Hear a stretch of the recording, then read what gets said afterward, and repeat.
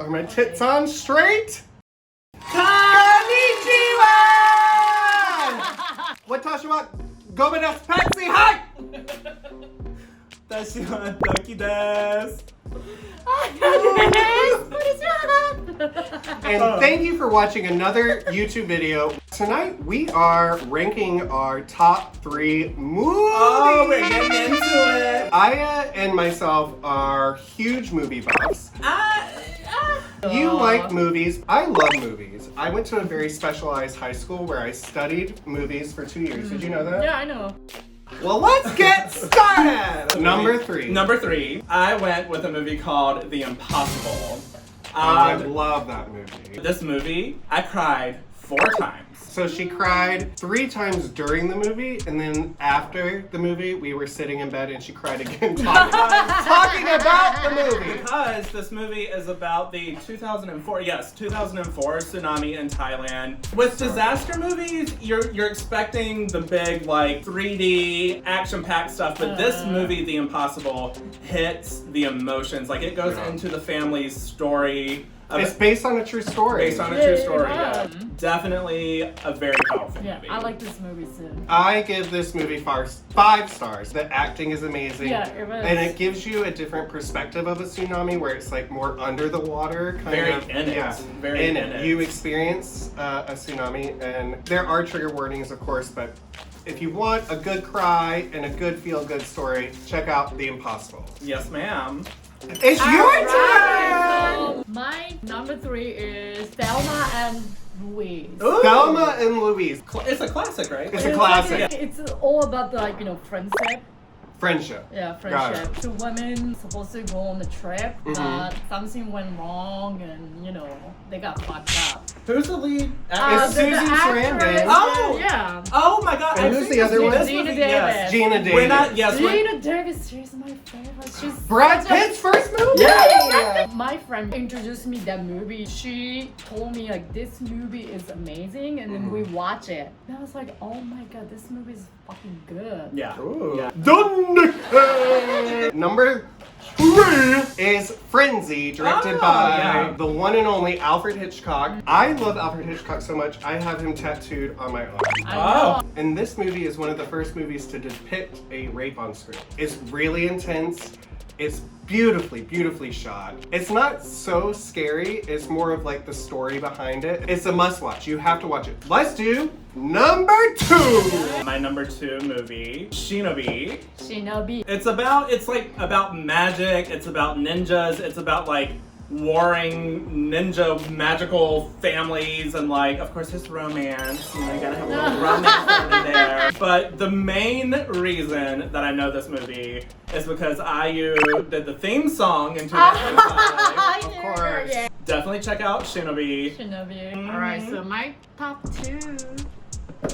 Silence of the Lambs. Silence of the Lambs. That's a good Saddest one. movie ever I watched in my life. Yes. Yeah. That movie is fucking amazing. It's so good. It's so fucking good. The main thing is like, how Anthony Hopkins plays, Hannibal Lecter. Hannibal Lecter. He's fucking sexy as fuck. Don't you think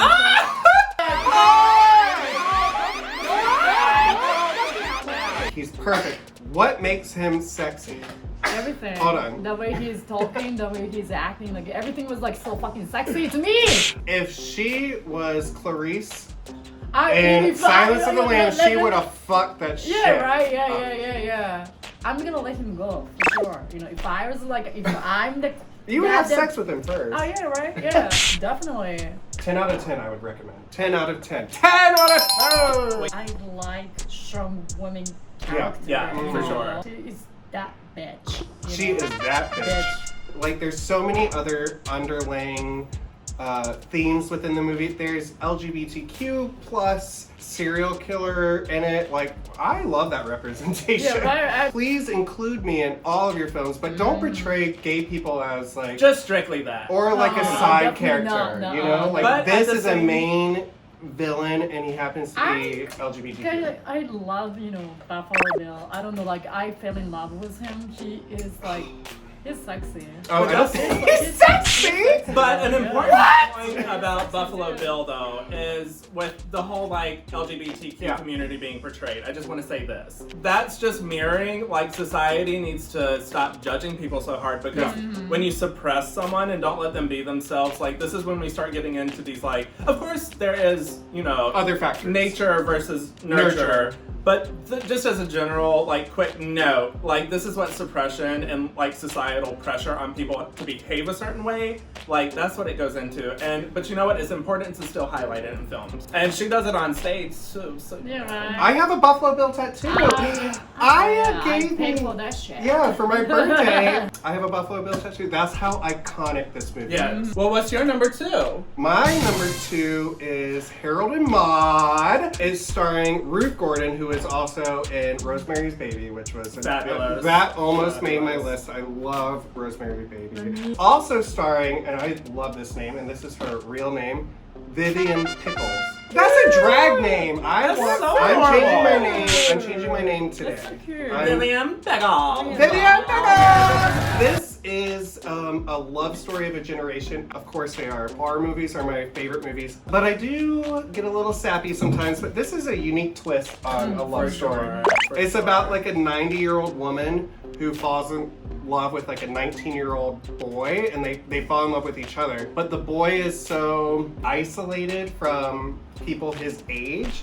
He's a psychopath. Yeah, he's a little weird. Yeah, he's a little. I found him sexy. Did you find him sexy? I don't know, really.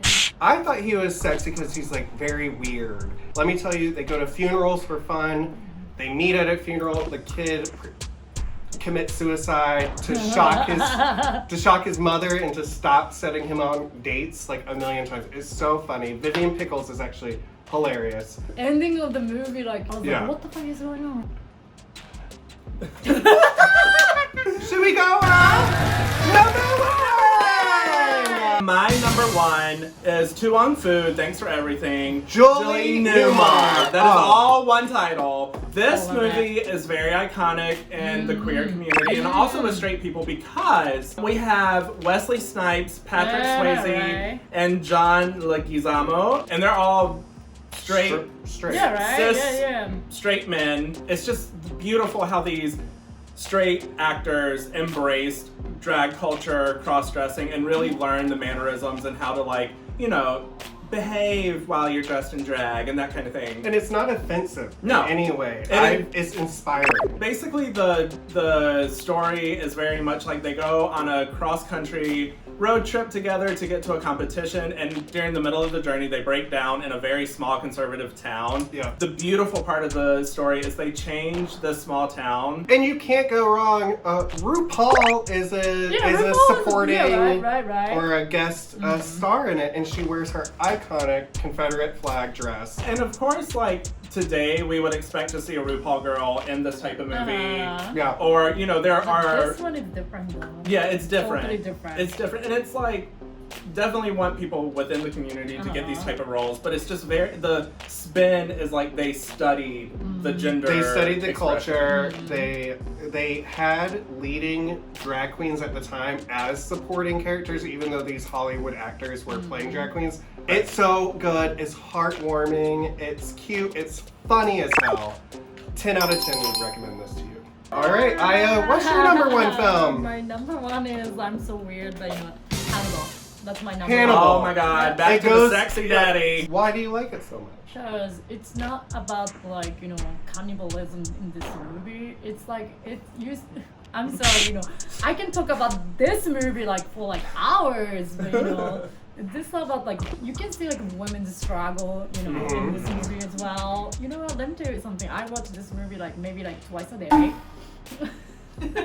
It's all about like in love and women being in struggle, you know. And strong women characters again. Like she's like fucking strong. I don't even know how many times I cried. Really? It's Clarice! It's violent, it's gory, but he kind of did it for, you know, Clarice, you know, kind of revenge kind of shit. Oh. Yeah, it's a lot. My tits are becoming a cyclops. Number 1 is Scream 1. Scream 1! Yes! Starring the fabulous Neve Campbell, David Arquette, Courtney Cox, Drew Barrymore. The list goes on. Skeet Ulrich, Matthew Lilliard, Rose McGowan. Oh my God, I could go on. I love all the numbers. Scream 1, 2, 3, and 4. They're making a Scream 5! I first met Patsy all those years ago. She was like, "You wanna watch Scream? You wanna watch Scream?" I love this movie so much. I remember it came out in 1996. I watched it in 1997 because I remember I was 7. We were like, My babies.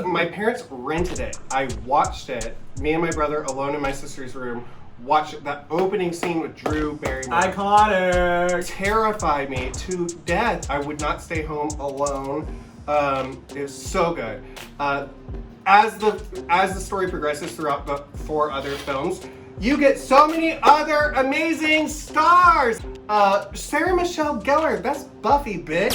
This is the best! I love Scream! But we've gone through, obviously, with this whole video though, as usual, like, subscribe, comment. Please comment. That's what we're really going What's for. your favorite movie? Like, What's what? your favorite movie? Yeah. Your favorite movie. From the list, or just personally, if you have movie recommendations, we can watch Japanese movies. So if you want to recommend Japanese If it's movies, like we'll Japanese come to it. movies, you know, that you guys really like it. And you know. remember, it's still a goddamn pandemic, so we're all stuck Yeah, in our right. apartments watching movies. I would love your movie suggestions. Hope y'all enjoyed, and see y'all next time. Bye!